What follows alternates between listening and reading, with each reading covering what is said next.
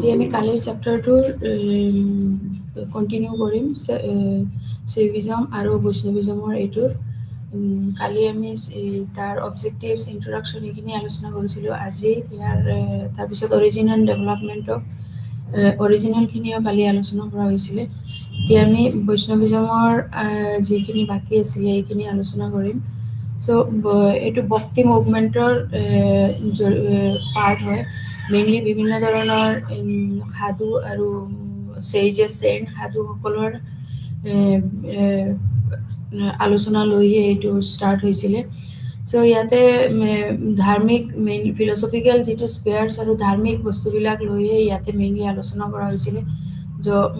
ইণ্ডিয়াৰ যিটো হিন্দুইজমৰ মেইনলি ইয়াতে দুটা ভাগ, শিভিজম আৰু বৈষ্ণৱিজমৰ মাজত যি ধৰ্ম যিসকলে শিৱৰ মানে লিংগ লৈ পূজা কৰে, এইটো পাৰ্টৰ যিসকলে এটা সমাজত যি সিহঁতক শিভিজম বুলি কোৱা হয়। আৰু যিসকলে বিষ্ণুৰ অৱতাৰ দেৱতাৰ আণ্ডাৰতে আছে তেওঁলোককে বৈষ্ণৱিজম, তেওঁলোকে মানে বিষ্ণুক মানি চলে তেওঁলোককে বৈষ্ণৱিজম বুলি কোৱা হৈছিলে।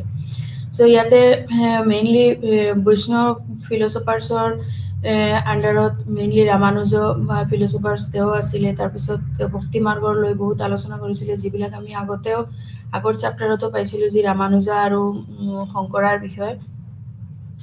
চ' ভক্তি মাৰ্গৰ মাজত মেইনলি যি ডিভ'শ্যন অফ গডৰ যি পূজা বা মূৰ্তি পূজা এইটো লৈহে আলোচনা কৰা হৈছিলে। আৰু ইয়াতে গডৰ ফ্ৰেগমেণ্ট অফ গড আৰু ডিপেণ্ডেণ্ট যোনখিনি গোটেইখিনি তেওঁৰ আণ্ডাৰতে আছিলে। চ' বৈষ্ণৱিজমৰো ইন্ট্ৰডাকশ্যনত আমি মেইনলি এইটোৱেই আলোচনা ছেইমেই পাৰ্ট হয় যে বৈষ্ণৱিজমো হৈছে কি হিন্দু বিশ্বাসৰ অতি এটা জনপ্ৰিয় প্ৰকাৰ, য'ত বহু সংখ্যক অনুগামী আছে। আৰু ভগৱান শিৱৰ আণ্ডাৰত যিখিনি আৰু ভগৱান বিষ্ণুৰ আণ্ডাৰত তেওঁ পৰম্পৰাগত এটা মানে ক্ৰমান্বয়ে সৰ্বোচ্চ সত্তা হিচাপে উপাসনা কৰা হৈছিলে। চ' অৱশ্যে জনপ্ৰিয় যি হিন্দু ধৰ্মত শিৱৰ যি ত্ৰিমূৰ্তিৰ এটা আৰু ই ধ্বংসৰ কাম চলাই যায়, আৰু আনহাতে ব্ৰহ্ম আৰু বিষ্ণুৰ যি ক্ৰমান্বয়ে সৃষ্টি আৰু জীৱিকাৰ দেৱতা বুলি কোৱা হয়। চ' শিভিজম আৰু বৈষ্ণৱৰ এই দুটা মাজতে অভিজমৰ ধৰ্মীয় বিশ্বাস আৰু আচৰণৰ মাজত বৈচিত্ৰ্য আছে। অকলে আচৰণৰ মাজত কিছুমান বৈচিত্ৰ্য আছে, আৰু তেওঁলোকৰ বিভিন্ন সম্প্ৰদায়ৰ সমগ্ৰ ভাৰততে পোৱা যায়। তেওঁলোকৰ ভাৰতত অতি প্ৰাচীন এটা বিশ্বাস বুলি গণ্য কৰা হয়। বেদতো এই দেৱতাসকলৰ প্ৰত্যক্ষ আৰু পৰোক্ষ প্ৰসংগ কম হয়। চ'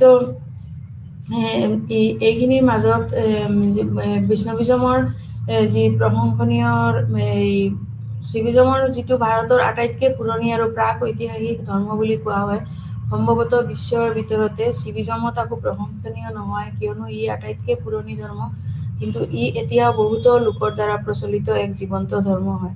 চ' শিভিজমত আজিকালি আমি শিৱৰাত্ৰি হ'লে যি হ'লে দেখা পাওঁ যে চবেই মানে এই ৰাতিপুৱাৰ পৰাই লৈ এইটো এটা আচৰণৰ সেইটো এটা প্ৰাচীন কালৰ পৰা ধৰি আহিছে, যি পণ্ডিতসকলে এটা মানে বিচাৰি এইটো আগৰ পৰাই সিহঁতে এইটো বস্তুটো ঐতিহাসিক হিচাপতে এটা বস্তু এইটো চলি আহিছে। আৰু তেওঁ আৰু কৈছিলে যে শিভিজমৰ চালকলিতিক যুগলৈ ঘূৰি যোৱাৰ ইতিহাস আছে, আৰু পৃথিৱীৰ আটাইতকৈ প্ৰাচীন মানে জীৱিত বিশ্বাস আছে, এইটো যে আগৰ পৰাই চলি আছে।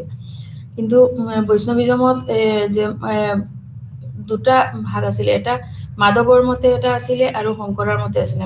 শংকৰাৰটো আমি অলপ আগতে কোৱাৰ পিছতো আকৌ মাধৱৰটো এতিয়া প্ৰক্লেইম যে এইটো ডক্টৰিনটো তাৰ হয় দুটা ডুৱেলিজমৰ নিচিনা। চ' তেওঁৰ মতে আছিলে কি গড, চৌল, মেটাৰ আৰু এইটো কমপ্লিটলি ডিষ্টিংক্ট হয়, বেলেগ বেলেগ ছেপাৰেট হয়।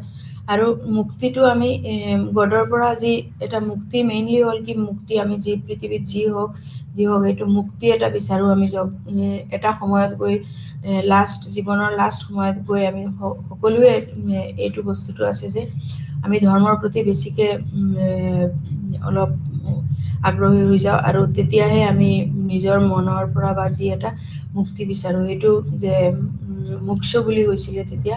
চ' এইটোৱে মানে ঈশ্বৰৰ প্ৰতি যে নিজকে স্থাপন কৰা, সেইটোৱে হ'ল এটা মুক্তিৰ বিষয়।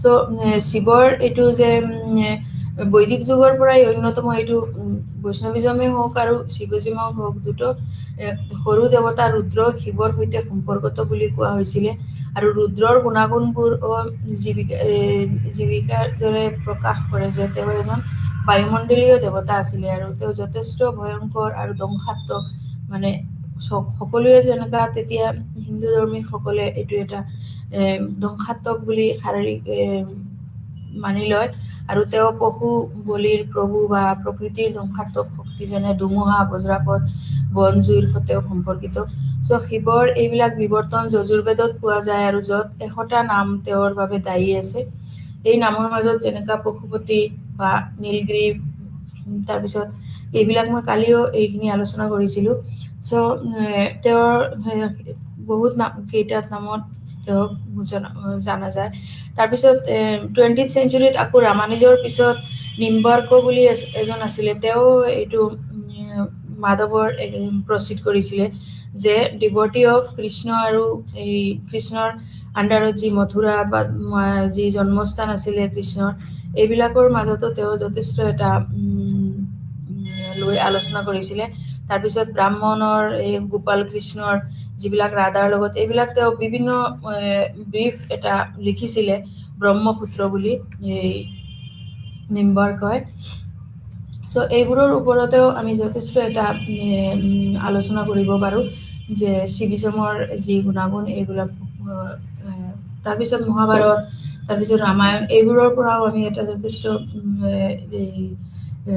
পুৰাণবোৰৰ পৰা যি দুষ্ট কিছুমান যিবিলাক ধ্বংস সম্পৰ্কীয় ব্যক্তিৰ যিবিলাক উপজ্ঞান আছিলে তাতেও শিৱৰ কিছুমান বস্তু এনেদৰে ধ্বংস বা ধ্বংসৰ ঈশ্বৰ বুলি বুজা হয় যি ইয়াক সম্ৰামূৰ্তি বুলিও কোৱা হয় চ' বিশুদ্ধ সাহিত্যত আন কেইটাও বিশেষণীয় প্ৰসংগ আছে চ' মহাভাৰতত তেওঁৰ বৰ্ণনাত পশুৰ ছাল বা হৰিণ বা বাঘ এইবিলাকৰ ছাল পৰিহিত শিৱৰ যি মানে ড্ৰেছ মূৰ্তিৰ মাজত আমি চাওঁ যে এটা ছাল পৰিহিত ঈশ্বৰ হিচাপে পোৱা যায় তেওঁৰ মানে মূৰত জটাচুলি আৰু অৰ্ধচন্দ্ৰ সৰ্প থকা ত্ৰিশূল এইবোৰ আকৌ দিয়া হয় যিহেতু তেওঁ ধ্বংস নাশ কৰিব পাৰে বা বিনাশ কৰিব পাৰে চ' তেওঁৰ আগমূৰত শিৱ তৃতীয় চকুটিও তেওঁৰ জ্ঞানৰ প্ৰতীক চ' শিৱৰ বাহুটোৱে জুই কুটাৰ আৰু ঢোল ধৰি ৰাখে চ' ইণ্ডিয়ান ফিলচফিৰ মাজত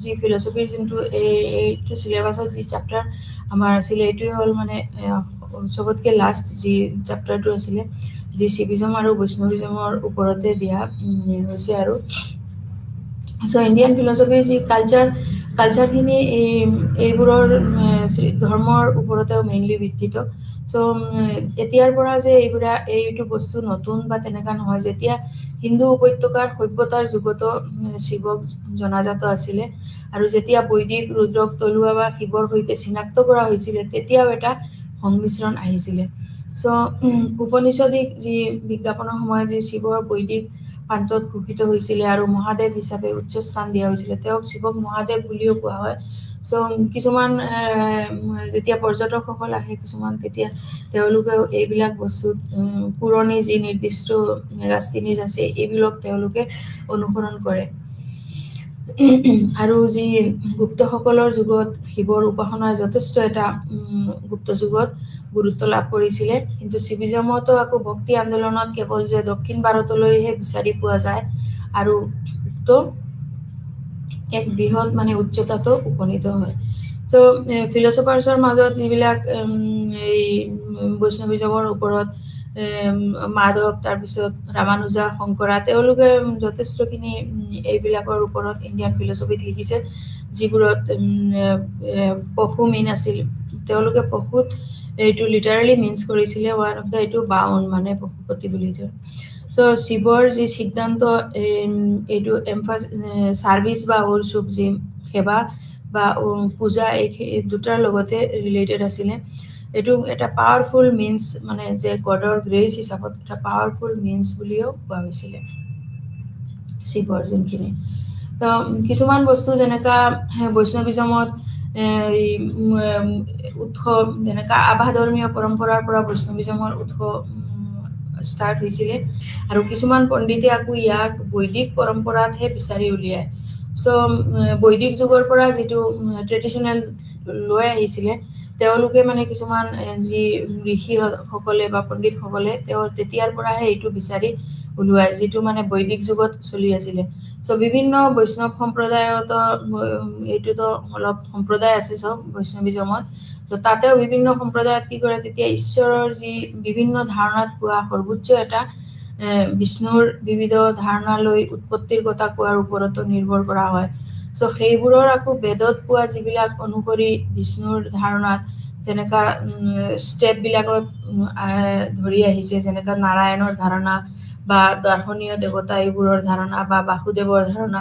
চ' এইবোৰকো তেওঁলোকে হিষ্টৰিকেল কিছুমান দেৱতা বা কৃষ্ণাৰ ধাৰণা, পশুপালক দেৱতা যিবিলাক তেওঁৰ হৰিণৰ লগত এটা ৰিলেশ্যন আছিলে, এইবোৰৰ মাজৰ পৰাও আমি কিছুমান এটা পুৰণি যি পৰম্পৰা আছিলে এইখিনি আমি এটা অনুমান কৰিব পাৰোঁ। চ' যদিও কিছুমানে ভাবে যে বেদৰ উল্লেখ কৰা অনুসৰি বৈষ্ণৱিজমত বিষ্ণুৰ পৰাহে ইয়াৰ উৎপত্তি হৈছিল, কিন্তু আন কিছুমানে আকৌ বিবেচনা কৰে যে ভগৱত উদ্ভৱ হোৱাৰ পিছতহে এইটো দেখা গৈছিলে। তেনেকা কিছুমানে বিষ্ণুৰ পৰা বৈষ্ণৱিজমৰ এইটো বিচনটো দিয়ে, আকৌ কিছুমানে আকৌ যে ভগৱতম উদ্ভৱ হোৱাৰ পিছতো এইটো দেখা গৈছিলে।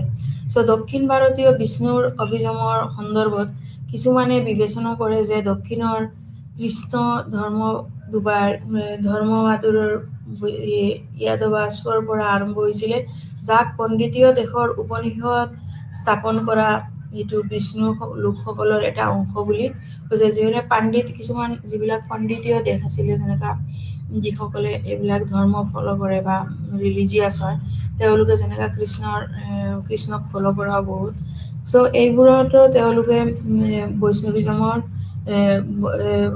পৰম্পৰাটো তাৰ পৰা চলি আহিছে বুলি কিছুমানে অনুমান কৰিছিলে বা মত দিছিলে। চ' আন এটা দৃষ্টিভংগীত ধাৰণা কৰে যে প্ৰাচীন তামিল যুগৰ বিষ্ণু ধৰ্মটোৱে এইটো এটা অঞ্চলৰ মোল্লাই এটা অঞ্চল আছিলে, সিহঁতৰ অঞ্চলৰে হ'লেহেঁতেন, যাৰ দেৱতাক পেৰুমাল বুলি কোৱা হৈছিলে, তাক ঈশ্বৰক পেৰুমাল বুলি কোৱা হৈছিলে এইটো অঞ্চলত। চ' বৈষ্ণৱিজমৰ ভাগৱতত নামেৰেও জনা যায়, ভাগৱত বুলিও নামেৰে জনা, অৰ্থাৎ ভাগৱত মানে কি ভগৱানৰ ঈশ্বৰৰ ধৰ্ম, আৰু ই ভাগৱত, পুৰাণ, গীতা, তাৰপিছত নাৰায়ণীয়, মহাভাৰত এটা এইবোৰৰ অংশৰ পৰা ইয়াৰ বিশ্বাসৰ বাবে এটা অনুপ্ৰেৰণা লাভ কৰে। চ' পঞ্চতন্ত্ৰ কালিও মই আলোচনা কৰিছিলোঁ, পঞ্চতন্ত্ৰ বা বিজ্ঞানীজৰ আগমন, এইবোৰো ধৰ্মীয় সাহিত্য হয়, যিবোৰ আমি আলোচনা কৰিলে কিছুমান যি বৈষ্ণৱিজমৰ যি পাষ্ট হিষ্ট্ৰী সেইটো আমি পাই যাওঁ, আৰু সেইটোৰ পৰাও আমি এটা ইমাজিন কৰিব পাৰোঁ যে সেই কেনেকুৱা বৈষ্ণৱিজমৰ সৃষ্টি বা আৰম্ভণি হৈছিলে, বা তাতে সম্প্ৰদায় কি জৰিয়তে যিসকলে শিৱৰ অনুপ্ৰেৰণা কৰা নাছিলে, তেওঁলোকে আহি বিষ্ণুৰ অনুপ্ৰেৰণা বেছিকৈ কৰিছিলে, সেইটো কাৰণত তেওঁলোকক বৈষ্ণৱিজমৰ আণ্ডাৰতে পৰিছিলে। চ' পঞ্চতন্ত্ৰ তেতিয়া হৈছিলে কি এটা ৰীতি নীতিৰ মানে উপাসনাৰ গ্ৰন্থ আছিলে, যিখনত মানে ঈশ্বৰৰ জ্ঞান বা মানসিক একাগ্ৰতা, তাৰপিছত য়োগ বা মেক্সিমাম য়োগৰ জৰিয়তেও তেতিয়া মেডিটেশ্যন যিভাগে আমি আজিকালি যাক মেডিটেশ্যন বুলি কওঁ, সেইটোৰ জৰিয়তেও কিছুমানে ঈশ্বৰৰ প্ৰতি যি নিজৰ মনোভাৱটো একান্তভাৱে এইটো আলোচনা কৰিছিলে, আৰু তাৰ ছবি স্থাপন বা ক্ৰিয়া, তাৰপিছত দৈনন্দিন ডেইলি যিটো ৰীতি নীতি বা নিয়ম প্ৰিন্সিপল আছিলে এইবোৰৰ লগত, তাৰপিছত কিবা পূজা পালন, এইবিলাক উৎসৱ এইবোৰ পালন কৰা, কাইৰৰ কি পূজাত কি সামগ্ৰী বা পূজাৰ কি নিয়ম, এই গোটেই বস্তুবোৰৰ লগত এইটো কি আছিলে সম্পৰ্কিত আছিলে। চ' মন্দিৰ নিৰ্মাণ সম্পৰ্কে হওক বা মন্দিৰত আমি কিছুমান প্ৰাচীন পুৰণা যিবিলাক বহুত প্ৰাক ঐতিহাসিক কালৰ যিবিলাক মন্দিৰ, সেইবিলাকতো যদি আমি কিছুমান ভ্ৰমণ কৰিব যাওঁ বা চাবলৈ যাওঁ, তেতিয়া আমি তাৰ পৰাই আমি যিবিলাক ষ্টেচু বা যি ড্ৰয়িংবিলাক আৰ্টবিলাক আছে, সেইবিলাকৰ পৰাও আমি ফল' কৰিব কিছুমান বস্তু চাব পাৰোঁ যে সেইটো সময়ত কি বিষয়ত বা কেনেকুৱা সংস্কৃতিৰ লগত মিলাই তেওঁলোকে এই আৰ্ট, মানে সেইটো সময়তে কি সংস্কৃতি চলি আছিলে, সেইটোও আমি এইবিলাক ষ্টেচুৰ পৰা বা মূৰ্তিৰ পৰা আমি ইমাজিন কৰিব পাৰোঁ যে সেইটো সময়ত কালচাৰটো কেনেকুৱা আছিলে। সেইটোৰ পৰাও আমি এইখিনিও ভাবিব পাৰোঁ যে তেতিয়া য়োগ বা মেডিটেশ্যনৰ কিমান এটা, যি আজিকালি মেডিটেশ্যন বুলিয়ে মেক্সিমাম হৈ আছে, কিন্তু য়োগৰ তেতিয়াও তেতিয়াৰ পৰাই এই বস্তুটো চলি আছিলে, যি মানে তেওঁলোকে এইটো চাইণ্টিফিক বা একান্ত যি শাৰীৰিক সুস্থতাৰ কাৰণেও এটা প্ৰয়োজনীয় বুলি তেওঁলোকে সেইটো সময়ৰ পৰাই এইটো বস্তু চৰ্চা কৰি চলি আছিলে। চ' ইয়াৰ বিষ্ণুৰ লগত আকৌ তেওঁৰ যি বিষ্ণু তেওঁৰ যি বাসস্থানত বাস কৰে, যাক বৈকুণ্ঠ বুলি, যি বাসস্থানত তেওঁ বাস কৰিছিলে তেওঁক বৈকুণ্ঠ বুলি কোৱা হৈছিলে। আৰু তাত তেওঁ তেওঁৰ সহধৰ্মিনী বা দেৱী লক্ষ্মী বা শ্ৰী এইবোৰৰ কাষত সিংহাসনত বহি আছে। তেওঁ এইবিলাক মূৰ্তিও আমি যিবিলাক আৰ্ট এইবিলাকৰ পৰা আমি চালে গম পাওঁ। চ' ইয়াক সৌভাগ্য আৰু লৌকিক আশীৰ্বাদৰ পৃষ্ঠপোষক হিচাপেও গণ্য কৰা হয়। চ' বিষ্ণুৰ 5টা প্ৰকাৰ আছিলে, আৰু এইটো আছিলে অতীন্দ্ৰিয়, যি গোটবদ্ধ, অৱতাৰ, অমান্য আৰু মূৰ্তি। এইবোৰ হ'ল কি সংস্কৃত শব্দ, যাক আমি বিভৱ, বায়ু, তাৰপিছত অতি পেৰা, তাৰপিছত অন্তৰ্ৱামীন, সংস্কৃতত আৰ্ক, এইবোৰো আমি ক'ব পাৰোঁ।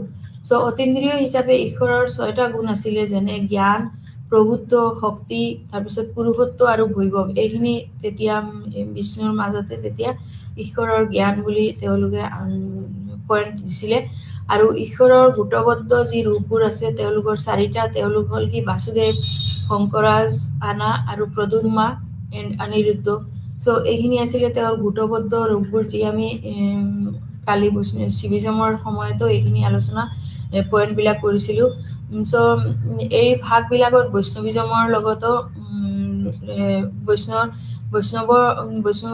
বিষ্ণুৰ যি অৱতাৰ আণ্ডাৰত যিসকল, তেওঁলোকৰ লগতো এইখিনি ৰিলেটেড। চ' মহাজাগতিক যি সৃষ্টিৰ লগতে আত্মাক উদ্ধাৰ কৰাৰ কামত এই প্ৰতিটো বুৰ্জক এটা সক্ৰিয় কাৰ্য বুলি আমন্ত্ৰণ কৰা হৈছিলে। চ' এইখিনিৰ মাজত যথেষ্ট এটা আমি প্ৰাচীন কালতে হওক বা বিষ্ণু ধৰ্মৰ আণ্ডাৰতে যিসকলে ৰিলেটেড আছিলে, ইয়াৰ পৰা এটা আমি পিকচাৰ এটা যদি আমি ইমাজিন কৰিব পাৰোঁ, তেতিয়া আমি কেনেকুৱা হ'ব পাৰে এইখিনি আমি ওলাই ল'ব ভাবিব পাৰোঁ।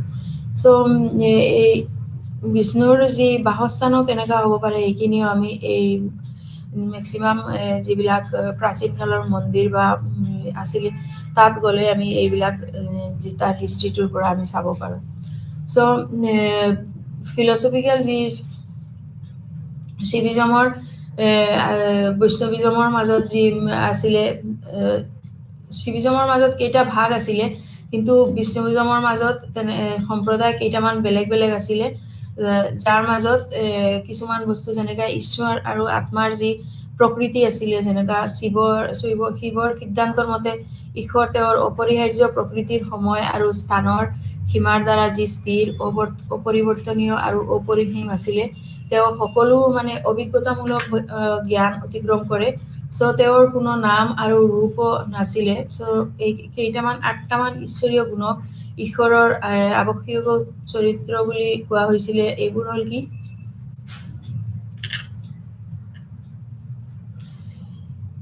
আত্মনিৰ্ভৰশীলতা, নিষ্কলংক শৰীৰ আৰু প্ৰাকৃতিক বুজাবুজি, সৰ্ববিজ্ঞান, তাৰপিছত চিৰকালৰ বাবে মুক্ত, অসীম অনুগ্ৰহ, অসীম শক্তি আৰু অসীম আনন্দ। চ' ঈশ্বৰক তেওঁৰ অপৰিহাৰ্য প্ৰকৃতিৰ পৰা যি শিৱিজম বুলি কোৱা হয়, আৰু তেওঁৰ অবিচ্ছেদ্য শক্তিক যি পেৰাশক্তি বুলি কোৱা হয়। ঈশ্বৰে বৰ্ণনাক অতিক্ৰম কৰে, কিয়নো তেওঁ শব্দ আৰু ইয়াৰ বিষয়বস্তুৰ বাহিৰত।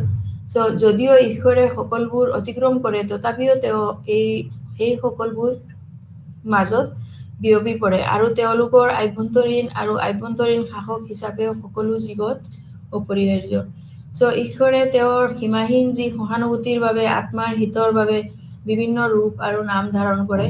চ' শিৱিজমৰ সিদ্ধান্তৰ মতে ঈশ্বৰৰ তেওঁৰ অপৰিহাৰ্য প্ৰকৃতিৰ যি সময় আৰু স্থানৰ সীমাৰ দ্বাৰা স্থিৰ, অপৰিৱৰ্তনীয় আৰু অপৰিসীম।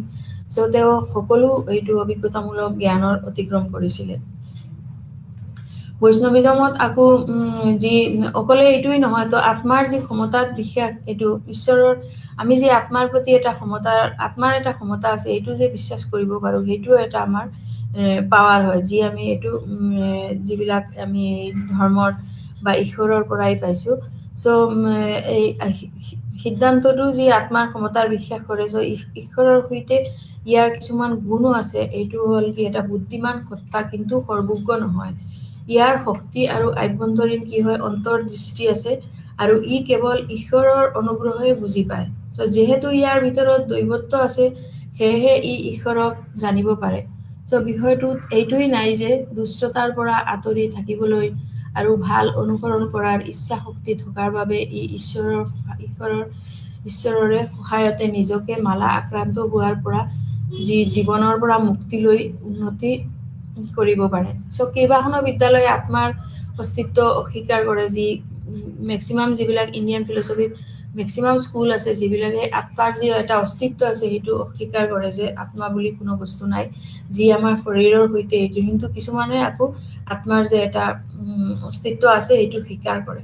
চ' কিছুমান বিদ্যালয়ে আকৌ বিভিন্ন বস্তুকে আত্মাৰ স্থান হিচাপে চিনাক্ত কৰে। সিদ্ধান্তিঞ্চৰ যিজনে মানে থেচিছ ধৰি ৰাখে সিদ্ধান্তিঞ্চৰ সেইসকলে বোৰ আকৌ খণ্ডন কৰক যে আত্মাৰ প্ৰকৃতি প্ৰতিষ্ঠা কৰক। আত্মাটোৰ প্ৰকৃতিটো প্ৰতিষ্ঠা কৰিব দিছে যিসকলে মানে কিছুমানে মানে, কিন্তু আত্মাৰ প্ৰচাৰ কৰাৰ মূল্য হৈছে কি সৃষ্টিৰ উদ্দেশ্য। এইটো আমি যদি ক'বলৈ যাওঁ তেতিয়া এইটো কি হ'ব সৃষ্টিৰ উদ্দেশ্য, যিহেতু সৃষ্টিকৰ্তা হয় তেওঁৰ উদ্দেশ্যই এইটো আছিল। চ' শিৱৰ সিদ্ধান্তৰ আত্মা হৈছে কি কাৰ্য আৰু সেইবোৰ ফলৰ এজেণ্ট আৰু এক্সপাৰ আনচাৰ। চ' এইবোৰ কি হয় যি আমি আত্মাৰ যি স্থান হিচাপে চিনাক্ত কৰিব পাৰোঁ সেইটো এটা আত্মা আছে বুলি যে আমি লওঁ বা নলওঁ, এইটো বিভিন্ন সম্প্ৰদায়ৰ মানে দুটা সম্প্ৰদায়ৰ মাজত এটা সম্প্ৰদায়ৰ কাৰণে হ'ব আৰু এটা সম্প্ৰদায়ৰ কাৰণে তেওঁলোকে মানি নলয়। চ' কিছুমান বস্তু এইটো বস্তুৰ লগতে ৰিলেটেড হয়। তাৰপিছত আকৌ যি মুক্তিৰ পৰা আমি যেনেকা মুক্তিৰ কেনেকা মুক্তি বা মুক্তিটো কেনেকা হ'ব পাৰে। চ' কিছুমান যি মায়াৰ লগত যি সম্পৰ্ক আছে, যি মায়া হৈছে কি মা আৰু আয়া বুলি। চ' ৰিজলিউচন মানে কি আৰু বিৱৰ্তন। মা মিনছ ৱাট ৰিজলিউচন এণ্ড বিৱৰ্তন। চ' মায়া সূক্ষ্ম ৰূপতে আছে ইয়াতে। চ' তত্ত্বটোৰ এটা প্ৰকট ৰূপত মানে মায়া বিৱৰ্তনৰ ফলাফল। মায়া মিনছ কি হয় আমি যিকোনো প্ৰাকৃতিক কিবা এটা যেনেকা আমি সংসাৰত যেনেকা একোৱেই বস্তু আমাৰ পাৰ্মানেণ্ট নহয়, গোটেই বস্তুখিনি টেম্পৰাৰী নিচিনা হৈ আছে। তাৰপিছতো আমি কি কৰোঁ বন্ধন এটা আমাৰ মায়া জগতত আমি জীয়াই থাকিবলৈ এটা মায়া বা ইচ্ছা হৈ যায়, যিটো আমি নিজকেও এইটো তাৰ পৰা মুক্ত, কোনোবাইও তাক নিজৰ মাইণ্ডটোক সেইটোৰ পৰা মুক্তি কৰিব নোৱাৰে। বিকজ মুক্তিটো তেওঁ লাষ্টত গৈহে যেতিয়া ধৰ্মৰ প্ৰতি জীৱনৰ শেষ পৰ্যায়ত যেতিয়া ধৰ্মৰ প্ৰতি বেছিকৈ আস্থা আহি যায় তেতিয়াহে মানুহে কি কৰে মুক্তি বিচাৰে, যে আমি এইটো পৃথিৱীত যি কৰিছোঁ তাকে এনেই কৰিলোঁ, জাষ্ট এইবোৰ এটা মোহ বা মায়া। কিন্তু তাৰ আগলৈকে মানুহে মোহ আৰু মায়াৰ লগতে জড়িত হৈ থাকে। সি মানুহৰ নিজৰ যি ইচ্ছা আৰু আকাংক্ষা এইটোৰ মাজতে বেছিকে সোমাই থাকে। চ' এইটো বস্তুৰ পৰা যেতিয়া ওলাই আহে তেতিয়া মানুহ এটা সংসাৰৰ পৰা এটা মুক্তি পাব সময় আহি যায়, আৰু তেতিয়াহে তেওঁলোকে বুজি পায় যে নহয় এতিয়া মই আৰু এইটো পৰা মুক্তি বিচাৰোঁ। বিকজ ঈশ্বৰৰ ওচৰতে আমাৰ একচুৱেল স্থান আৰু বিশ্ব ব্ৰহ্মাণ্ডৰ যি আমাৰ এইটোৱেই বাস্তৱ আৰু এইটোৱেই চিৰন্তন, আৰু মায়াটো হ'ল প্ৰকৃতি সূক্ষ্ম হয় এইটো এটা। চ' এই বন্ধনটো এটা হয় কি অশুদ্ধ বিশ্বাস, তেওঁলোকে এইটো বন্ধনত অশুদ্ধ মানে ত্ৰুটি বুলি কৈছে। কিন্তু বৈষ্ণৱিজমত আকৌ দাৰ্শনিকসকলে কি কৰিছে বিভিন্ন সাধু ঋষিৰ ভক্তি আন্দোলনৰ দ্বাৰা চালিত বৈষ্ণৱিজম এইটো ধৰ্মীয় আৰু দাৰ্শনিক দুয়োটা ক্ষেত্ৰতে তেওঁলোকে বিকশিত হৈছিলে। কিন্তু আমাৰ এইটো চেপ্টাৰত এই গতিবিধিবোৰৰ ওপৰত আমাৰ এটা পৃথক গোট আছে। ইয়াত আমি কি কৰোঁ কিছুমান বিশিষ্ট বৈষ্ণৱিজমত যি এনেকুৱা দাৰ্শনিকৰ মুখ্য বৈশিষ্ট্যবোৰ গণনা কৰিব লাগিব আভা যিসকলে এইটো। তাৰপিছত পৃথক এটা চেপ্টাৰ আছে। আকৌ দুজন দাৰ্শনিক বিষয়ে যেনেকা আমি আলোচনা কৰিলোঁ, যি ৰামানুজা আছিলে এজন ঈশ্বৰবাদী দাৰ্শনিক। শ্ৰী ৰামানুজৰ বিষয়ে এটা আছিলে তেওঁ ভক্তি মাৰ্গৰ পদ্ধতিয়ে আনন্দৰ অৱস্থানলৈ লৈ যায়, আৰু এটা আছিলে এজন আছিলে শংকৰা, তেওঁ আকৌ ছেইম নিজকে সম্পূৰ্ণৰূপে ঈশ্বৰৰ হাতত এৰি দি আৰু নম্ৰভাৱে তেওঁৰ অনুগ্ৰহৰ বাবে অপেক্ষা কৰি মুক্তি লাভ কৰিম। চ' এইটো কি হয়, যিবিলাকেই হওক আমি উপাসকসকলে কি কৰিব, ভক্তিত এটা সম্পূৰ্ণৰূপে উপলব্ধ কৰি যে এজন মানে ঈশ্বৰৰ টুকুৰা আৰু সম্পূৰ্ণৰূপে তেওঁৰ যি ওপৰতে নিৰ্ভৰশীল। চ' নিজকে সম্পূৰ্ণৰূপে ঈশ্বৰৰ হাতত এৰি দি আৰু নম্ৰভাৱে তেওঁৰ অনুগ্ৰহৰ বাবে অপেক্ষা কৰি মুক্তি প্ৰাপ্ত কৰিব লাগিব। চ' বিভিন্ন সাধু ঋষিৰ যি ভক্তি আন্দোলনৰ দ্বাৰা চালিত যি বৈষ্ণৱিজমৰ যি ধৰ্মীয় দাৰ্শনিক দুইটা এইটো ক্ষেত্ৰতে বিকশিত হৈ আছিলে। চ' ইয়াতে আকৌ ৰামানুজৰ হওক বা মাধৱৰে হওক কিন্তু পৃথক তেওঁলোকে এক্সপ্লেইন কৰি দিছে ইন বৈষ্ণৱিজমত।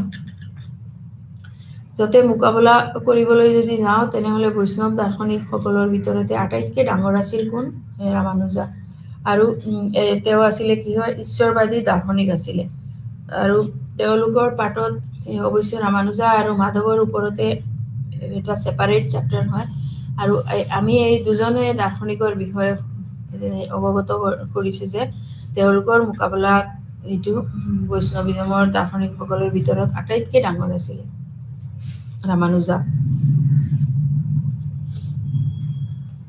আৰু তেওঁ ঈশ্বৰবাদী আছিলে। চ' তেওঁ ঘোষণা কৰিছিলে যে ভক্তি মাৰ্গৰ পদ্ধতিয়ে আনন্দৰ অৱস্থানলৈ যায়, কিন্তু এইটো আকৌ কেৱল ঈশ্বৰৰ যি প্ৰতি তীব্ৰ ব্যক্তিৰ দ্বাৰাহে লাভ কৰিব লাগিব। তাৰপিছত উপাসকসকলে ভক্তিত সম্পূৰ্ণৰূপে যি উপলব্ধি কৰে যে এজন ঈশ্বৰৰ টুকুৰা আৰু সম্পূৰ্ণৰূপে তেওঁৰ ওপৰতে নিৰ্ভৰশীল। চ' নিজকে সম্পূৰ্ণৰূপে ঈশ্বৰৰ হাতত এৰি দি আৰু নম্ৰভাৱে তেওঁৰ অনুগ্ৰহৰ বাবে উপেক্ষা কৰি মুক্তি প্ৰাপ্ত কৰিব লাগিব। এইখিনি আছিলে বৈষ্ণৱিজমৰ যি শংকৰা আৰু মহাদেৱৰ মাজত। তাৰপিছতো কি আছিলে, নিম্বাৰ্ক যি আছিলে তেওঁ এজনো ভক্ত আছিলে, যি নিম্বাৰ্কৰ তৃষ্ণাৰ ভক্ত আছিল। আৰু তেওঁ বেছিভাগ সময়ত মথুৰাত যি কৃষ্ণকৰ জন্মস্থানত অতিবাহিত কৰিছিলে। চ' তেওঁৰ বাবে ব্ৰাহ্মণ হৈছে কি, ৰাধাৰ সৈতে গোপাল কৃষ্ণ। কিন্তু তেওঁ ব্ৰহ্মা সূত্ৰৰ ওপৰত এটা চমু ভাষা লিখিছিলে, যি তেওঁৰ দ্বাৰা বৰ্ণনা কৰা হয় 326 অৰ্থডক্স চিষ্টেমত ইয়াক দ্বৈত বুলি কোৱা হৈছিলে, একতাত দ্বৈততা। চ' তেওঁ ভাস্কৰাৰ যি পাৰ্থক্য ইন নন ডিফাৰেঞ্চৰ, তাৰপিছত বাদাবেদৰ মতবাদক উপযোগিতা। বেদাবেদৰ যি এটা মতবাদ, যেনেকা তেওঁৰ মতে এটা এনেকা বিভিন্ন যিবিলাক ফিলচফাৰ্ছ আছিলে, তেওঁৰ এই বেদাবেদবিলাক মতবাদ অভিযোজিত কৰিছিলে। চ' যিহেতু উপনিষদত বিজ্ঞানবোৰক বহুতো পাঠাংশ আছে যিয়ে মানে 1 ছেকেণ্ড অবিহনে আৰু কোনো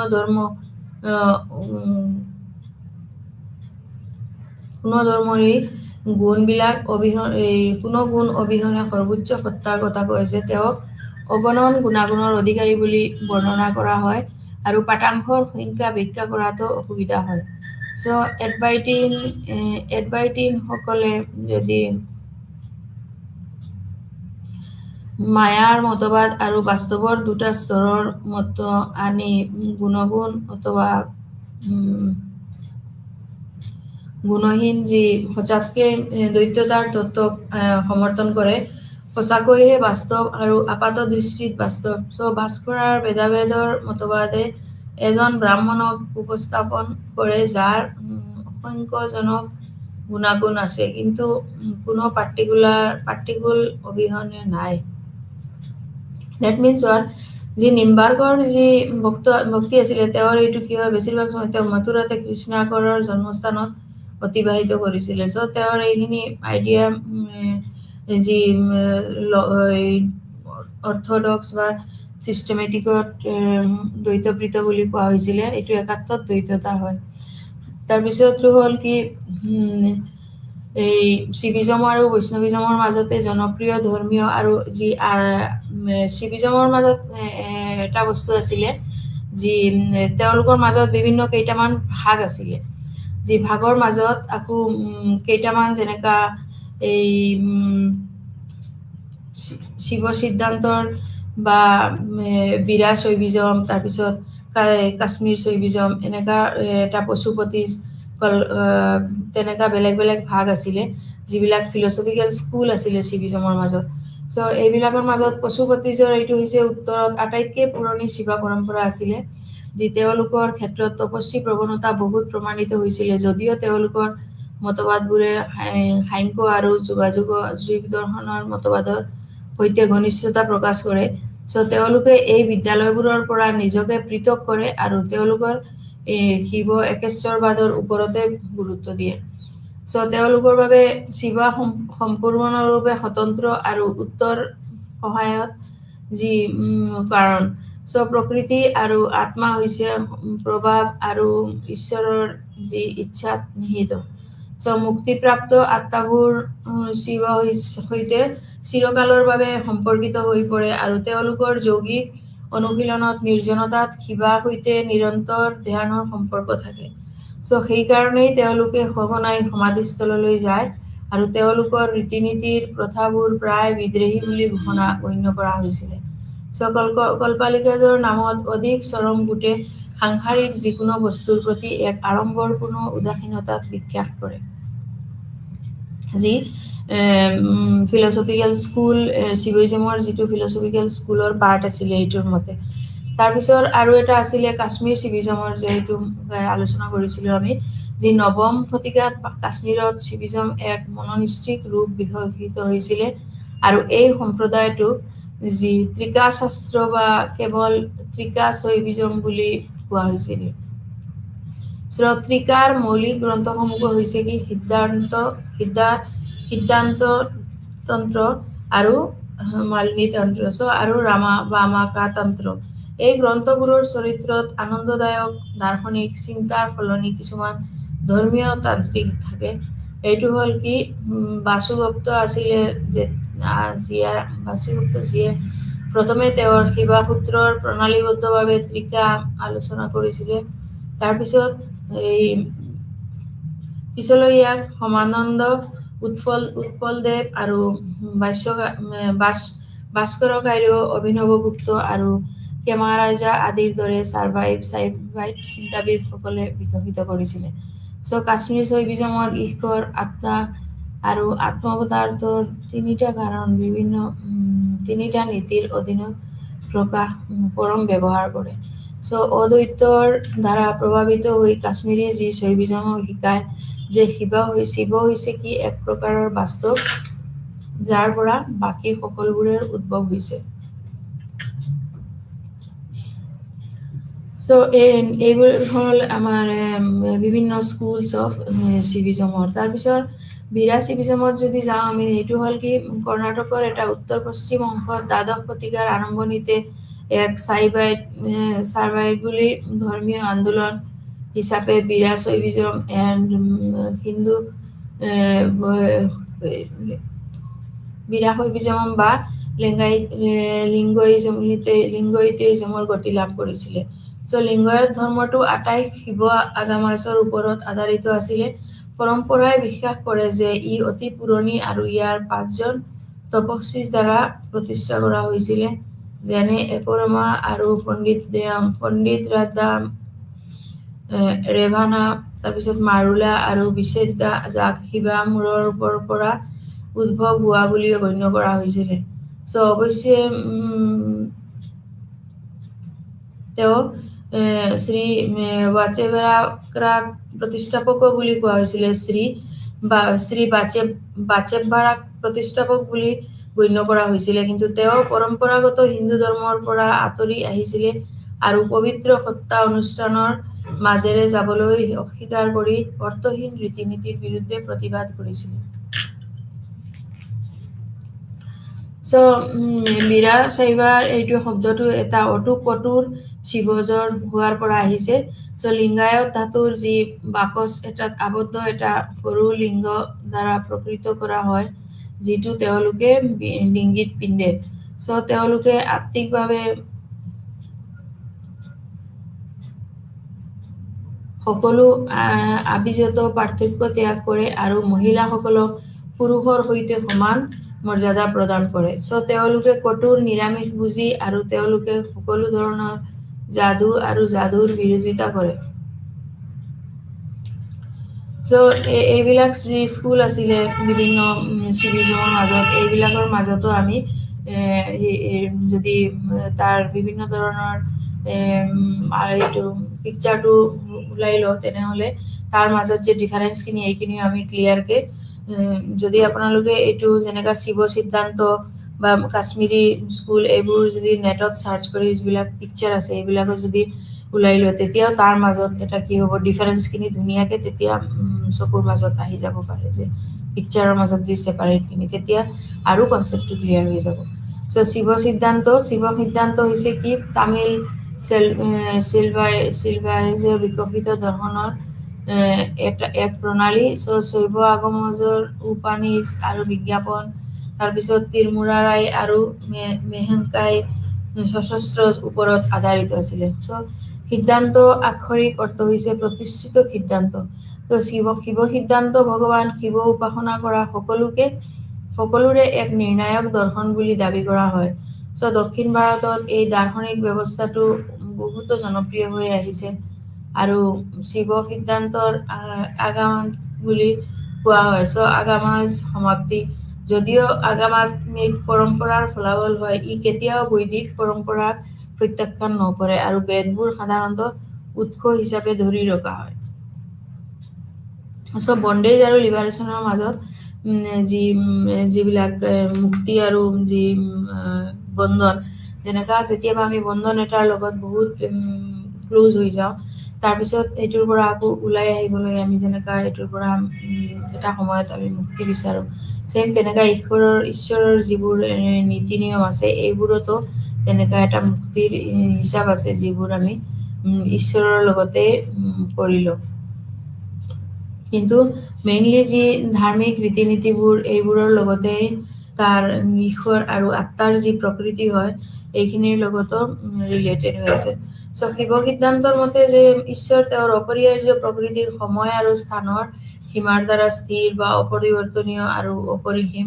তেওঁ সকলো অভিজ্ঞতা যি হয় এইটো অভিজ্ঞতাসমূহমূলক জ্ঞানো অতিক্ৰম কৰে আৰু তেওঁৰ যি আৱশ্যিক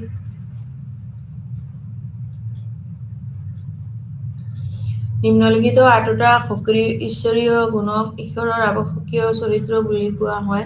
চ' এইবোৰ হৈছে আত্মনিৰ্ভৰশীলতা, নিষ্কলংক শৰীৰ, প্ৰাকৃতিক বুজাবুজি আৰু সৰ্ববিজ্ঞান বা চিৰকালৰ বাবে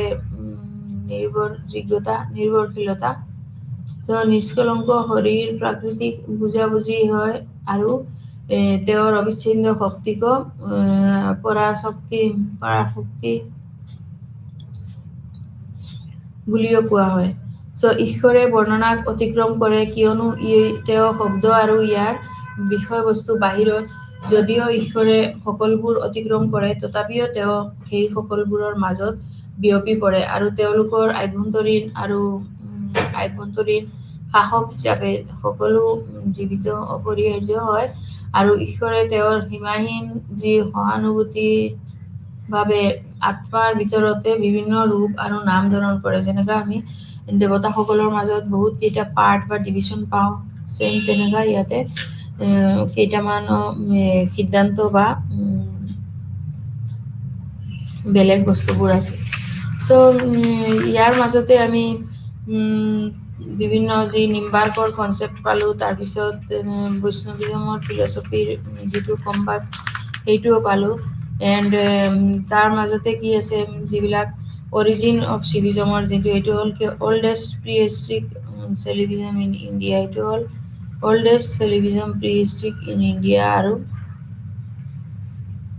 চিভিজমৰ এইটো। তাৰপিছত লগতে যি বৈষ্ণৱিজমৰটো ছেইম তেনেকা সিদ্ধান্ত বিষ্ণুৰ মাজত 5টা ফৰ্মছ আছিলে, যি ট্ৰেন্সেণ্ডেণ্টেল পেৰা গ্ৰুপটোৰ মাজত আছে, যি এই গোটেইকেইটা অলপ যি ডিছকাছ কৰি পেলাই তাৰপিছত তাৰ যি এৰিয়া হয় বা আইডল হয়, এইখিনিতো আমি গডৰ ট্ৰেন্সেণ্ডেণ্টেল এটা প্ৰচেছ হয়।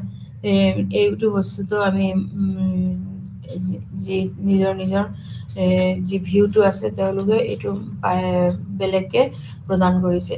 চ' শিৱ সিদ্ধান্তৰ মতে ঈশ্বৰ তেওঁৰ অপৰিহাৰ্য আৰু প্ৰকৃতিৰ সময় আৰু স্থানৰ সিদ্ধান্ত আত্মাৰ এটা যিটো ক্ষমতা, আত্মাৰ ক্ষমতাত যি বিশ্বাস কৰে, চ' ঈশ্বৰৰ সৈতে ইয়াৰ কিছুমান গুণো আছে। এইটো হ'ল কি বিদ্যমান সত্তা, কিন্তু সৰ্বোচ্চ নহয়, যি মানে ঈশ্বৰৰ এ, সহায়ত নিজকে মালা আক্ৰান্ত হোৱাৰ পৰাও জীৱন মুক্তি লৈ উন্নীত কৰিব বিচাৰ পাৰে। আৰু যিসকলে কেইবাখনো বিদ্যালয়ে আত্মাৰ অস্তিত্ব অস্বীকাৰ কৰে, কিছুমান বিদ্যালয়ে বিভিন্ন বস্তুক আত্মাৰ স্থান হিচাপে চিনাক্ত কৰে। চ' সিদ্ধান্তিজৰ যিজনে থেচিছ ধৰি থাকে, সিদ্ধান্তিজ সেই সকলোবোৰ প্ৰচাৰ হৈছে, যি কৰাৰ মূল্য হৈছে সৃষ্টিৰ উদ্দেশ্য। চ' শিৱ সিদ্ধান্ত আত্মা হৈছে কি কাৰ্য আৰু সেইবোৰৰ এটা ফলৰ যি এজেণ্ট হয় আৰু এক্সপাৰ্ট বা স্পনচাৰ কৰিছিলে এইটো বস্তু। চ' সিদ্ধান্তৰ যি তেওঁলোকৰ মতে কি আছিলে, এটা ফুল্লি কোৱালিফাইড বা লিবাৰেটেড স্পিৰিচুৱেল গাইড হয়, যি শিৱাৰ ইকুৱেল আৰু through whose words and permits himself to be realized by the individual soul. এটা ইণ্ডিভিজুৱেল চাউলৰ জৰিয়তে তেওঁ নিজে মনে মনে এবাৰ ডিচাইড কৰিব লাগিব যে তেওঁলোকে কোনটোৰ আণ্ডাৰত কৰিলে তেওঁ ইণ্টাৰেষ্টেড হ'ব। চ' শিৱ সিদ্ধান্তৰ এইটো যি নিজৰ আত্মাকহে সুধিব লাগিব, এইটো আত্মাটোৰহে কাৰ্য আৰু সেইবোৰৰ ফলত এজেণ্ট আৰু বাকীখিনি আহি যাব।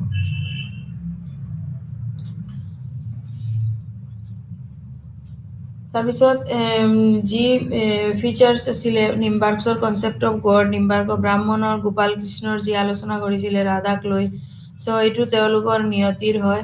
কমপ্লিটলি ফিলচফি অফ ফুটিল এইটো নাছিলে। চ' মায়াৰ যি বন্ধন আৰু মুক্তিৰ মাজত যি তেওঁ মায়াৰ বিষয়ে আলোচনা কৰিছে, এইটো মায়াটোৰ হ'ল এটা কি সংসাৰৰ প্ৰতি যি এটা মোহ বা এইটোৰ জৰিয়তে আমি তাৰ পৰা মুক্তি যেতিয়া বিচাৰিব খোজোঁ, এইটো মুক্তি হয়। কিন্তু বন্ধনটোৱে কি হয়, এটা মায়া হয়। যিকোনো এটা আজি দুজন মানুহৰ মাজত যদি আমি প্ৰকৃততে এটা মানে তেওঁক কৰোঁ বা মানি লওঁ, তেতিয়াহে আমি তেওঁক মায়া বা তেওঁৰ অনুৰাগী হৈ যাওঁ। চ' এই বস্তুটো ছেইম তেনেকুৱা আছিলে বিষ্ণুইজম হওক শিৱিজমৰ দুটাতে যিসকলে বৈষ্ণৱ ধৰ্মক বেছি ফ'ল' কৰিছিলে, তেওঁলোকে ডাইৰেক্টলি বৈষ্ণৱিজমত ইনক্লুড হ'ল, আৰু যিসকলে বৈষ্ণৱিজম মায়াটোত পাৰ্টত ভাগ ল'লে, সেইটো হ'ল কি মুক্তিৰ এটা মানে ৰূপ আৰু। চ' এইবোৰৰ উপাদানবোৰৰ যি ভৌতিক কাৰণ হয়, এইটো এটা হ'ল কি বিশ্ব ব্ৰহ্মাণ্ডৰ ভৌতিক কাৰণ। মায়া হ'ল কি এটা বিশ্ব ব্ৰহ্মাণ্ডৰ ভৌতিক কাৰণ। সকলোৰে অধীনত সকলো ওচৰতে মায়া হয়। আৰু চ' মায়া আৰু মা আৰু ইয়া এইটো আমি আগতেও কৈছিলোঁ, এইটো হ'ল কি ৰিজলিউশ্যন অৰ্থাৎ দুৰ্বলতা। চ' মা হৈছে মা আৰু ইয়া হৈছে ৰিজলিউশ্যন আৰু বিৱৰ্তন। ইয়া মানে বিৱৰ্তন আৰু মা হ'ল ৰিজলিউশ্যন। চ' মায়াটো শুক্ৰ ৰূপতো আছে, তাৰ প্ৰকট হ'ল কি সিদ্ধান্ত। তাৰ যিটো প্ৰকট হ'ল এইটো হ'ল কি সিদ্ধান্ত। চ' তৎপৰক প্ৰকট ৰূপত মায়া বিৱৰ্তনৰ ফলাফল। এতিয়া বৈষ্ণৱিজমৰ মাজত এতিয়া দাৰ্শনিকসকলে বিভিন্ন সাধু ঋষিৰ ভক্তি আন্দোলনৰ দ্বাৰা চলিত বৈষ্ণৱিজম ধৰ্মীয় আৰু দাৰ্শনিক দুয়োটা ক্ষেত্ৰতে বিকশিত হৈ আছে। আৰু এই আমাৰ অধ্যয়নত এই গতিবোৰৰ ওপৰত আমাৰ এটা পৃথক গোট আছে। ইয়াক আমি এটা এই বৈষ্ণৱ ধৰ্মৰে যি গণনা হয়, এই মুখ্য যিবিলাক বৈশিষ্ট্যবোৰৰ যি গণনা হয়, এই গণনাবোৰতে আমি বৈষ্ণৱৰ দাৰ্শনিকসকলৰ মুখ্য মানে বৈশিষ্ট্যবোৰ গণনা কৰিম। চ' তেওঁলোকৰ মাজত অৱশ্যে ৰামানুজা, তাৰপিছত শংকৰা, তেওঁলোকে মেইন হয়, কিন্তু চবতকে মেইন হ'ল কি ৰামানুজাই ইয়াতে বহুত কেইটামান পইণ্ট তেওঁ দিছিলে। যিবোৰ আমি আগতেও কালিও এইখিনি আলোচনা কৰিছোঁ। চ' এইটো হ'ল কেৱল ঈশ্বৰৰ প্ৰতি তীব্ৰ এটা ভক্তিৰ দ্বাৰাহে লাভ কৰিব লাগিব। উপাসক যিজন আছে তেওঁলোকে ভক্তিত সম্পৰ্কৰূপে উপগ্ৰহক উপলব্ধি কৰে যে এজন ঈশ্বৰৰ টুকুৰা আৰু সম্পূৰ্ণৰূপে তেওঁৰ ওপৰত নিৰ্ভৰশীল। চ' নিজকে সম্পূৰ্ণৰূপে ঈশ্বৰৰ হাতত এৰি দি কমপ্লিট কৰি দিব পাৰে, প্ৰাপ্ত কৰি আৰু নিজকে সম্পূৰ্ণৰূপে ঈশ্বৰৰ হাতত এৰি দি আৰু নম্ৰভাৱে তেওঁৰ অনুগ্ৰহৰ বাবে অপেক্ষা কৰি মুক্তিপ্ৰাপ্ত কৰিব লাগিব। এইটো তেনেকা আমি চাৰেণ্ডাৰৰ নিচিনা আৰু আমি এইটো কৰিব পাৰোঁ। এতিয়া এইখিনি নিম্বাৰ্কৰখিনি কনচেপ্টখিনি আমি আলোচনা কৰিলোঁ। তেওঁৰ নলেজ, জ্ঞান, মেডিটেশ্যন, তাৰপিছত ছেল্ফ চাৰেণ্ডাৰ, প্ৰপতি, এইবোৰ অলৰেডি আমি আলোচনা কৰিলোঁই। চ' এইখিনি হ'ল কি আকৌ দি চৌলছ নিম্বাৰ্কৰ মতে কি আছিলে, দ্য চৌল এনচেণ্ট মেটাৰ দুটাই ডিফাৰেণ্ট ফ্ৰম ব্ৰাহ্মণ হয়। এইটো ব্ৰাহ্মণৰ কথা complete different and they are dependent and distinct existence. সিহঁতৰ কি হয়, ডিষ্টিংক্ট এক্সিষ্টেঞ্চটো ডিষ্টেঞ্চ হয়। So' they are non different as they have no' independent. তেওঁলোকৰ নিজৰ কোনো ইণ্ডিপেণ্ডেণ্ট এক্সিষ্টেঞ্চ নাই কাৰণে তেয়াৰ কি হয়, নন ডিফাৰেণ্ট হয়। চ' এজ দ্য পট বহুত different and non different from clay, তে এইটো বস্তুটো যদি এতিয়া আমি লিবাৰেশ্যন এণ্ড নন লিবাৰেশ্যনৰ ফিলচফিত অফ চৈতন্যত যদি যাওঁ আমি, তেনেহ'লে ফিলচফিৰ চৈতন্য যি পিয়ৰলি কি হয়, ৰিলিজিয়াছ হয় আৰু ডিভ'চনেল ফিলচফি হয় for him. But God is a সৎ চৈতন্য, বাট তেওঁ এইটো ইম্পৰ্টেণ্ট দিয়া নাই ইমান। চ' তেওঁৰ বেছিভাগ সময়ে মথুৰাত নিম্বাৰ্কৰ তৃষ্ণাৰ ভক্ত আছিলে আৰু তেওঁ বেছিভাগ সময়ে মথুৰাত কৃষ্ণাৰ অৱস্থানত ধান ঘটাইছে। আৰু এই ব্ৰাহ্মণৰ কাছ হৈছে ৰাধাৰ যি সৈতে যি গোপাল তৃষ্ণা হয়, এই ব্ৰহ্মসূত্ৰৰ ওপৰতে এটা চমু বাক্য লিখিছিলে। চ' তেওঁৰ দ্বাৰা বৰ্ণনা কৰা এইটো অৰ্থডক্স চিষ্টেমেটিক দ্বৈত বুলি কোৱা হয়। আৰু একতাৰ দ্বৈততা আৰু তেওঁ বাসকৰ প্ৰকৃতি পাৰ্থক্য নন ডিফাৰেঞ্চৰ বহু যি ভেদাভেদ মতবাদৰ অভিযোজিত কৰিছিলে। যিহেতু উপনিষদত বিজ্ঞাপনবোৰত বহুতো পাঠাংশ আছে যিয়ে এক ছেকেণ্ড অবিহনে আৰু কোনো ধৰ্ম, কোনো গুণ অবিহনে থাকিব নোৱাৰে। চ' তেওঁৰ ভাস্কৰৰ পাৰ্থক্য নন ডিফাৰেঞ্চৰটো ভেদাভেদৰ মতবাদকো অভিযুক্ত কৰিছিলে। যিহেতু উপনিষদিক বিজ্ঞাপনবোৰত বহুতো পাঠাংশ আছে যিয়ে এক ছেকেণ্ড অবিহনে আৰু কোনো গুণ শতাংশ অবিহনে সৰ্বোচ্চ সত্তাৰ চেলেৰ অবিহনে যি মতবাদক বা বাস্তৱৰ দুটা স্তৰৰ তত্ত্ব আনি গুণহীন অদ্বৈততাৰ তত্ত্বক সমৰ্থন কৰে। চ' সঁচাকৈয়ে বাস্তৱ আৰু আপাত দৃষ্টিত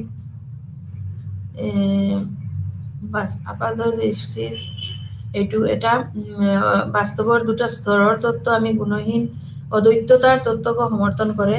চ'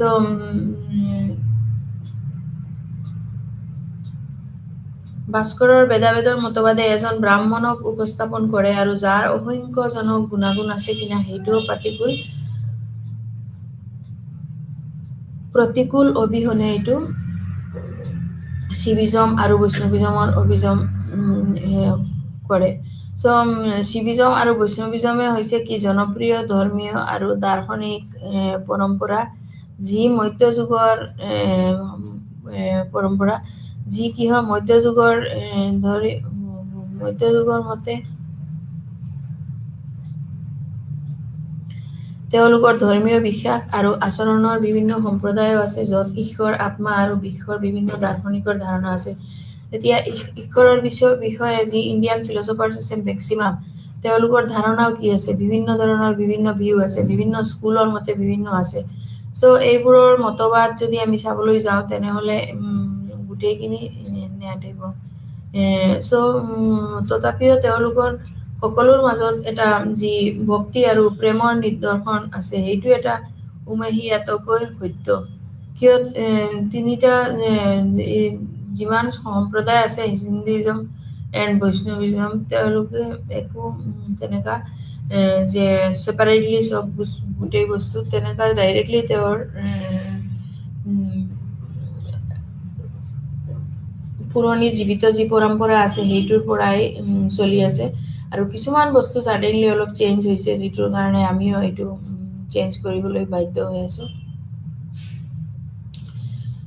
এজনে ক'ব পাৰে যে সেইসকল অতি পুৰণি আৰু প্ৰাচীন। শিৱিজমৰ আটাইতকৈ পুৰণি জীৱিত পৰম্পৰা বুলি কোৱা হয়। আনকি প্ৰাক বৈদিক আৰু যি ফ্ৰী আইৰণ শৈৱিজমৰ সময়তে নীতি তাৰপিছত এই ধাৰণাৰ যি বিকশিত কৰা হৈছে, এইবোৰৰো আটাইতকৈ ধৰ্মৰ বিশিষ্ট সম্প্ৰদায় হৈছে পশুপতিজ, কাশ্মীৰী শৈৱিজম আৰু বীৰ শৈৱিজম এণ্ড যি সিদ্ধাৰ্থবিলাকৰ যি শৈৱিজম হৈছে এইখিনিৰ মাজত। একেদৰে বৈষ্ণৱিজমতো ধৰ্মীয় পৰম্পৰাটো ইয়াৰ উৎপত্তিৰ বাবে অতি প্ৰাচীন, যি অস্পষ্ট আৰু অবৈচিত্ৰ্যময় উৎস আছে। বিষৰ অতি যি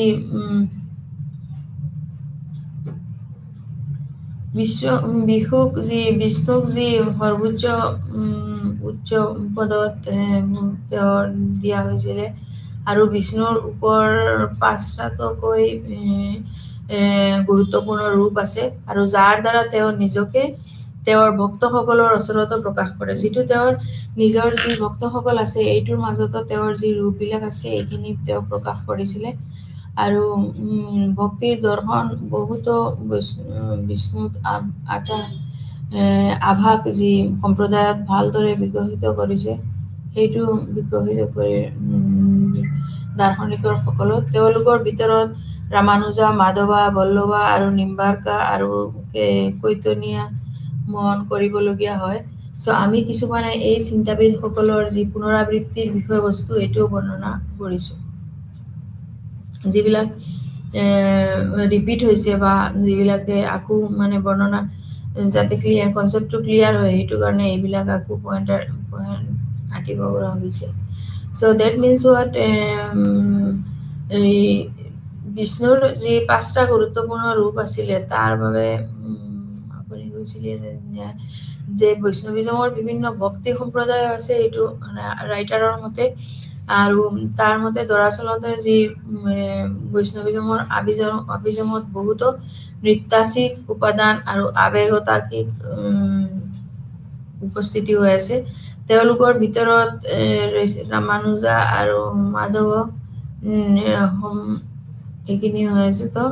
তেওঁলোকৰ ভিতৰত ৰামানুজা, মাধৱ আৰু বল্লভা, নিম্বাৰ্ক আৰু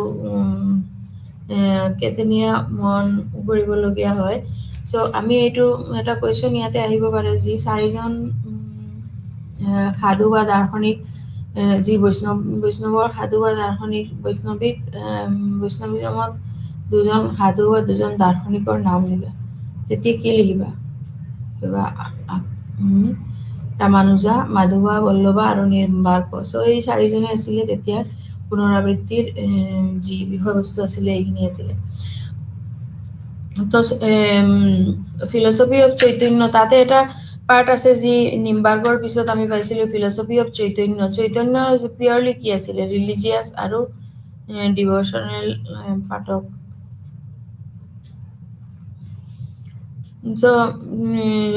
Philosophy of Chaitanya is purely religious and devotional philosophy for him.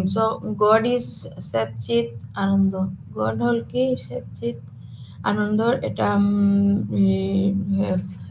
Part, মানে নিজৰ যি মুখ্য যিটো আমি পাৰ্ট ল'ম, সেইটোৰে আনন্দৰ এটা পাৰ্ট হয়।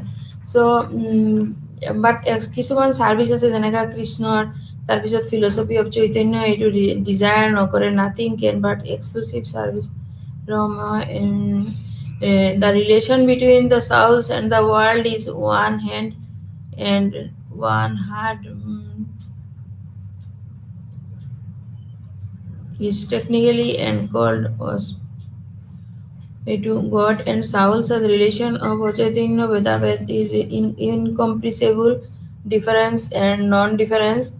So their relation is one, relation to কি হয় completely one হয়, and their relation is one simultaneous difference and non-difference এইটো হয় simultaneous difference হয় আৰু non-differenceৰ মাজত পৰে so তাৰ অচিন্ত ভেদাভেদ যিটো ইনকম্প্ৰিহেনচিভ ডিফাৰেঞ্চ আৰু নন ডিফাৰেঞ্চ এইবিলাকৰ ৰিলেশ্যনৰ এটা চাইমultaneous ডিফাৰেঞ্চ এণ্ড নন ডিফাৰেঞ্চৰ মাজতো আহে আৰু দিছ ইজ এইটো কোৰ্চেই কমপ্লিটলি হয় ইনএক্সপ্লিকেবল এণ্ড ইনকম্প্ৰিহেণ্ডেড চ' এইটো কোৰ্চ আছিলে এইটোৰ লাষ্টৰটো এইটো আছিলে কি হয় এটা জাষ্ট ইনফৰমেশ্যন এণ্ড অল নেচেচিটিৰ কাৰণে আছিলে এটা ইনকম্প্ৰিহেঞ্চিবল এণ্ড ইনকমপ্লিট আছিলে চ' শিভিজম আৰু বৈষ্ণৱিজমৰ মাজত বিভিন্ন ধৰণৰ pre history religion of Indian আছিলে আৰু বৈদিক ৰিলিজিয়নত শৈভিজম তাৰপিছত there are trace of Shivism and দৈভিজম এইখিনি আছে তাৰপিছত অৰিজিন অফ দৈভিজমৰ মাজত ফিলচফিকেল যি বৈষ্ণৱিজম এইটোৰ চেপ্টাৰতো যিবিলাক পইণ্ট আছিলে সেইখিনি আমি আলোচনা কৰিলোঁ তাৰপিছত মেইনলি যি শিভিজম আৰু বৈষ্ণৱিজমৰ যিবিলাক ষ্ট্ৰাকচাৰ আছিলে ষ্ট্ৰাকচাৰৰ মাজত যেনেকুৱা অৰিজিন এণ্ড ডেভেলপমেণ্ট অফ শিভিজম এইখিনিও আমাৰ আলোচনা কৰা হ'ল আৰু যিবিলাক ফিলচফি অফ স্কুল বিভিন্ন শিভিজমৰ মাজত ভেৰাইটি স্কুল আছিলে যিবোৰ কাশ্মীৰী স্কুল এইবোৰ এটচেট্ৰা এই স্কুলবোৰৰ আলোচনা কৰা হ'ল এণ্ড তাৰপিছত যি ফিলচফাৰ্ছ অফ বৈষ্ণৱিজমৰ মাজত যি ফিলচফাৰ্ছ আছিলে যেনেকুৱা শংকৰা ৰামানুজা তাৰপিছত নিম্বাৰ্কৰ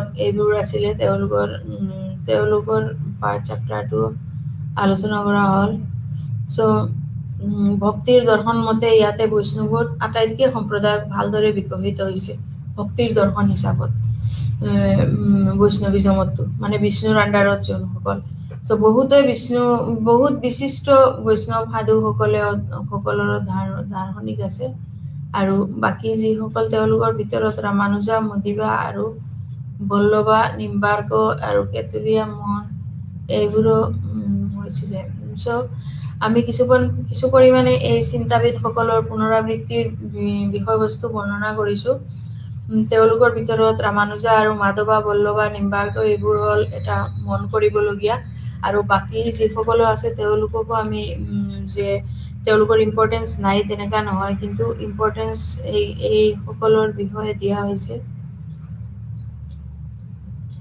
চ' এইটো বৈষ্ণৱিজম কমপ্লিটলি এটা কি হয় পৰম্পৰাটোৱেই হ'ল ঈশাৰ উৎপত্তিৰ বিশেষ ৰূপ এটা আৰু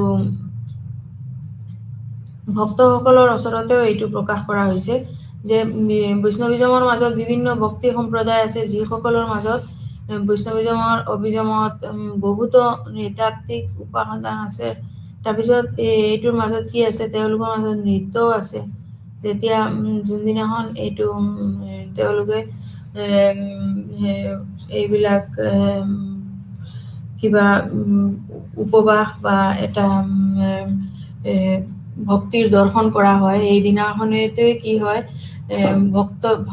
ভক্তসকলে কেনেকুৱা এইটো সম্প্ৰদায়ত নিজকে আৰু বিকশিত কৰে এইটো আমি পূজা স্থানলৈ গ'লেহে তেতিয়া মানে য'ত এইবিলাক মুক্তি দিয়া হয় বা নিজৰ এইটো এটা প্ৰতিষ্ঠাপন এই মন্দিৰৰ মাজত গ'লেও আমি চাব পাৰোঁ এইবোৰ বস্তুত চ' কেনেকুৱা এইটো বস্তুৰ পৰা ওলাই আহে সেইটো বস্তু আমি ক্লিয়াৰকৈ দেখিব পাইছোঁ চ' এইবিলাকৰ মাজত যদি এটা বাবে অতি প্ৰাচীন আৰু অস্পষ্টীয় যোগাযোগ হৈ আছে যিটো বৈষ্ণৱিজমৰ বিভিন্ন ভক্ত আৰু এইটোৰ বিষয়ে একেদৰে বৈষ্ণৱিজমত ধৰ্মীয় পৰম্পৰা আৰু এইবিলাক আমি আলোচনা কৰিলোঁ চ' এইটো চেপ্টাৰৰ মতে যিবিলাক আমি ৰিলিজিয়াছ ফিলচফাৰ্ছ আছিলে শৈভিজমৰ মাজত আৰু বৈষ্ণৱিজমৰ মাজত এইখিনিৰ বিষয়ে তেওঁলোকৰ যি ভিউ সেইটো আৰু ভক্তি মুভমেণ্ট গোটেইখিনি আমি আলোচনা কৰিলোঁ তাৰ মাজত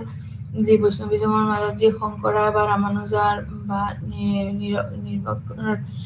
নিৰ্মলাকৰ যিবোৰ ভিউ আছিলে তেওঁলোকৰ বৈষ্ণৱিজমৰ ভিউ এইবিলাকৰ যি ডিফাৰেঞ্চখিনি এইখিনিও আলোচনা কৰিলোঁ আৰু যিবিলাক মাজত এটা ডিফাৰেঞ্চ হৈ আছিলে এইটো আমি এইখিনিতে আলোচনা কৰিলোঁ। চ' এইটো চেপ্টাৰ মই আশা কৰোঁ এইখন BPYCৰ লাষ্ট চেপ্টাৰ আছিলে আৰু চিভিজম আৰু বৈষ্ণৱিজমৰো এইটো চেপ্টাৰটো আমি ইয়ালৈ শেষ কৰিছোঁ। নমস্কাৰ, থেংক ইউ।